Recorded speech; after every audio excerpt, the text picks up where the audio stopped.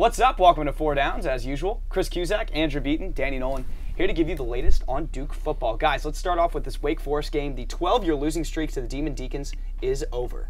You know, with Duke now off to its best start since the 1994 bowl campaign, I think we have to start looking at how has this Duke team been so successful. And as we look back to that game against Wake Forest last Saturday, the one thing that stood out to me was the emergence of the rushing game, specifically true freshman running back Jela Duncan. We've talked about all season about Duke's failure to establish a legitimate running presence. We've talked about Juwan Thompson, Josh Sneed. But now as we look to Jela Duncan, he had 11 carries for 56 yards, 3 receptions for 23 yards, one of which could have been a lot longer if when he had an open lane to the end zone, it wasn't blown dead because his helmet came off. And that running game is going to be critical against the Cavaliers when the status of quarterback Sean Renfree is uncertain with his elbow injury, even though Duke, if they decide to start Anthony Boone, could have another running option. You know, Anthony Boone did very well against Wake Forest. He led the final 2 touchdown drives of that game to help Duke win that by a touchdown. But I think the more important quarterback controversy is on Virginia's side. You have Phillip Sims, who's going to make his first start over Michael Rocco. Sims is a transfer from Alabama, got his waiver to play this season.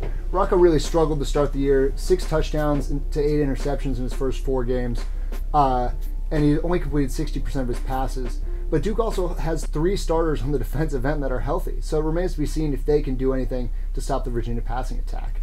Well, you know, the defense may be hurt, but the offense is still rolling. We're talking about a team that has scored in 11 of their past 12 quarters, a phenomenal statistic for this Duke team. They're also individually dominating right now. You talk about a guy like Connor Vernon. He's only 1 catch away from breaking the all-time ACC reception record, only 380 yards away from tying the all-time receiving yards record. You also got to talk about this guy, Desmond Scott. I mean, he has been incredible in the switch to wide receiver. 31 catches for around 328 yards. Just an incredible performance. That's only in the past 4 games. 130 or so coming in this last game against Wake Forest. If the offense keeps performing like they have been, I think this team has a real good chance of continuing to win like they have been. So guys, having said that, let's talk about the predictions for this weekend's game against Virginia. Beaton, where do you see this going? You know, we've talked about how much Duke can do on offense, and with the uncertainty of Sean Renfree and all of Duke's injuries on defense, I see Virginia eking this one out 28-27. See, I think the uncertainty on Virginia's side is a little bit more important. I think Phillip Sims is going to have to adjust to the new offense, and I think Duke will still win 28-17. You know, I've been picking all year correctly. I'm 5-0 thus far. I don't see that changing this weekend. I think Duke's going to win this game 31-21 against Virginia. There's obviously room for concern on the defense with injuries. Offensively, though, this team is just rolling right now. I see that continuing.